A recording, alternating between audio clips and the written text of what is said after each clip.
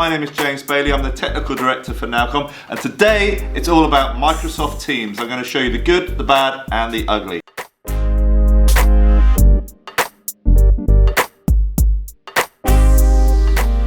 So let's take a look and see what's good about Microsoft Teams. Firstly, there is a free client, so everybody likes that.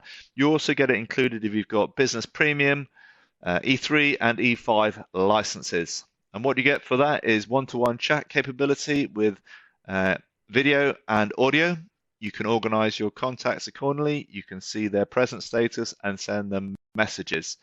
You can also create teams, tight integration with calendar, and the ability to share files and possibly hook up to your cloud storage.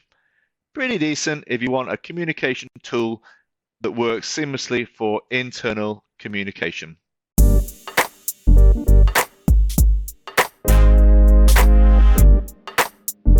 Okay, the bad.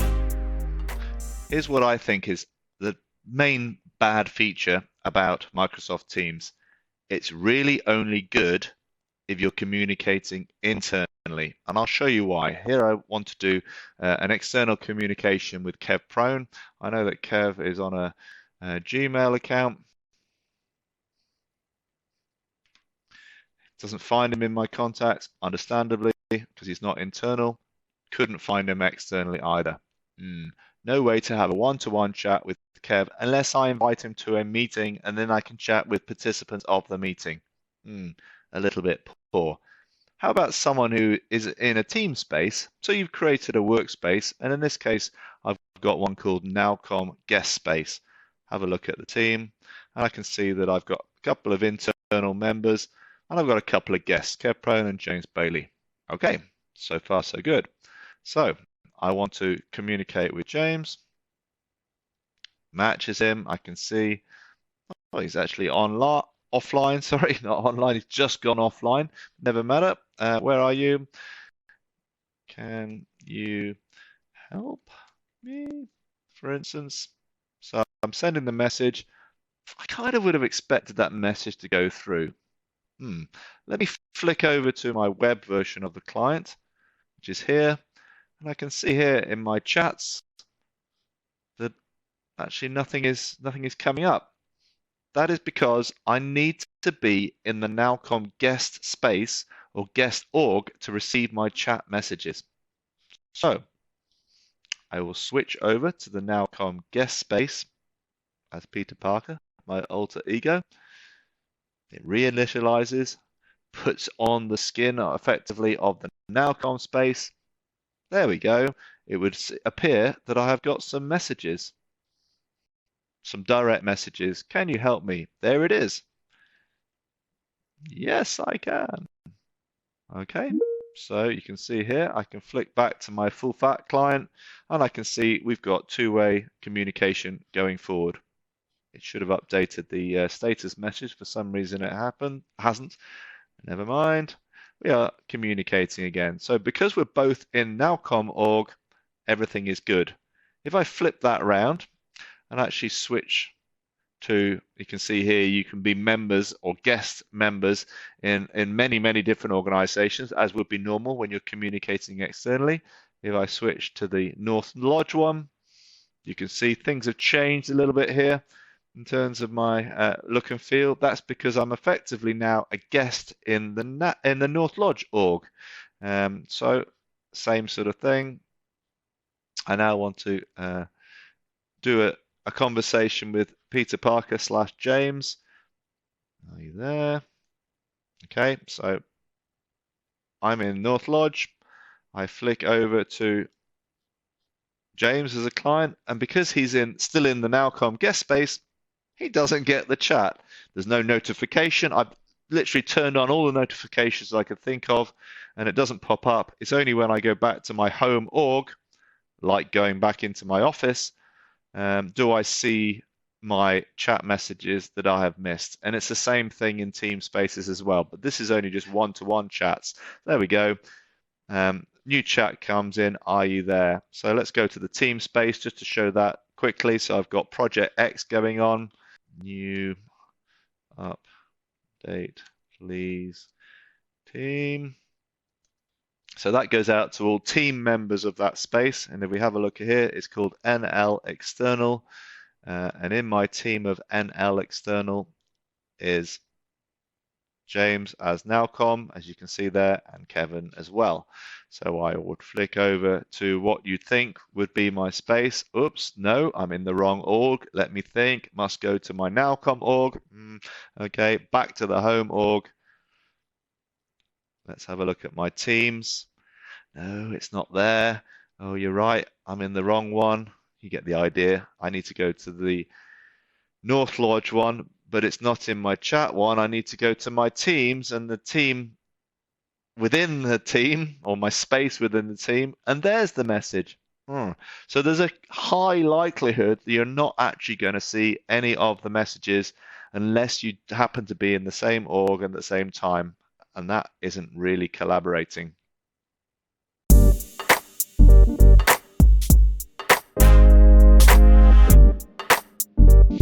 The ugly, and it really does get pretty ugly, this one. There are two main things that I really don't like about Microsoft Teams. The first one is data loss prevention.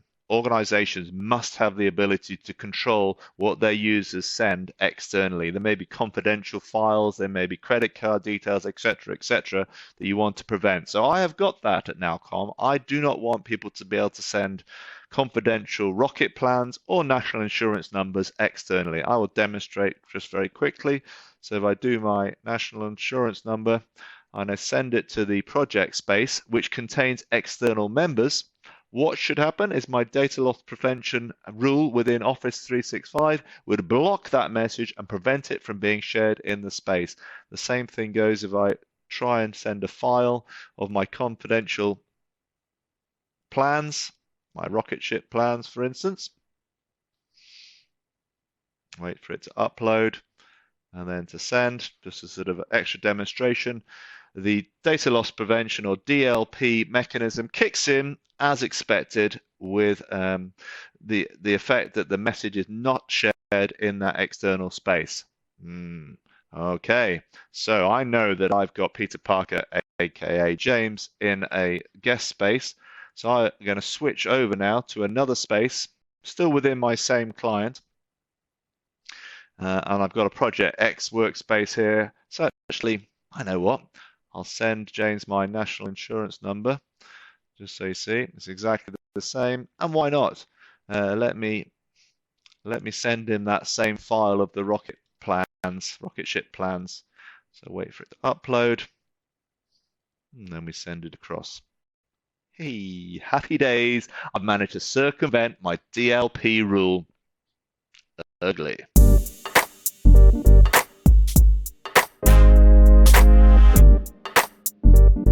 So ugly part 2 is calling. Let's have a quick look at that, because that really is broken when it comes to Microsoft Teams. If I go to my calling option here, everything's hunky-dory. I can see that I've got my internal contacts, and I've also got some speed dials for external contacts. Let me have a go at calling James's phone, which I've got here represented as a mirrored icon on the side. So I'm outbound calling to James's iPhone. James's iPhone starts to ring. James's iPhone is answered. Everything so far so good. End the call. And if I just demonstrate that in a reverse direction, if I have a look at my recent calls, I can also make the call back in towards Microsoft Teams. Okay, answer the phone, and I've got a full conversation. Hello. Okay. I now happen to be collaborating with Peter Parker in the North Lodge space, so I move over there. You'll notice a few things straight away, that my calling capability has been cut down. That's not so good. But worse still, when James's iPhone wants to call me, put it on speaker so you can hear it. Where's the call? Unavailable? I'm online. I'm available. When you have finished, please hang up or press the pound key for more options. Okay. Oh, James, we were talking. Where are you? I'm being a bit silly, but you get the idea. When I'm not in my home org, and when I've switched to a guest org as a guest, and there's 2 that I could be in here, I lose all my messaging. I need to switch back to my home org, and only then do I see, oh, I've missed some activity, and oh, I've got a voicemail.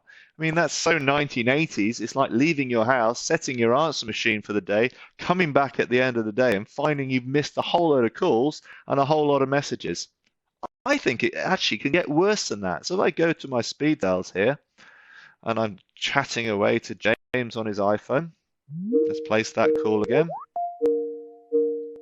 Let's wait for it to ring. Okay, so I've answered the call. Just going to put it on mute. So we're happily talking away. I said, James, you know what? What would be really good if we switch to your guest org and you can show me the files that you're talking about? Yes, good idea. Switch to the guest org. Oh no, if I switch orgs, it'll actually end my call. I don't believe it. Switch anyway. Oh, huh? Ugly.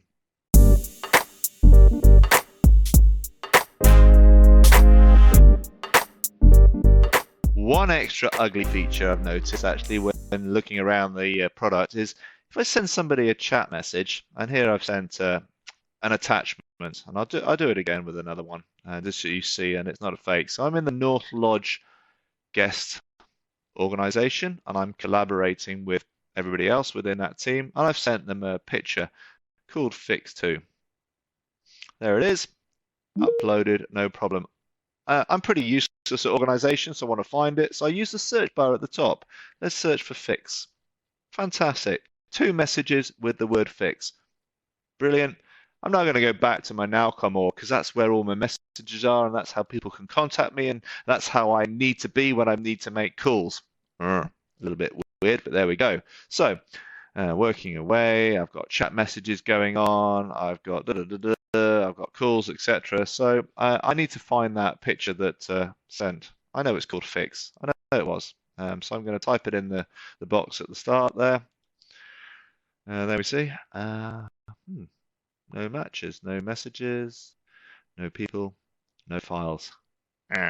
You can only search for things that have been deposited within your organization. Again, really ugly. So in summary, there is way more ugly than there is bad, and there's way more ugly and bad than there is good. So I recommend you check out Microsoft Teams in some detail before deploying it as a collaboration platform for you. So that was it. That's Microsoft Teams. Hopefully you found that video interesting and enlightening. If you've got a digital strategy and you want to move away and move forward from email, then please have a look at some of the links below or get in touch with me directly.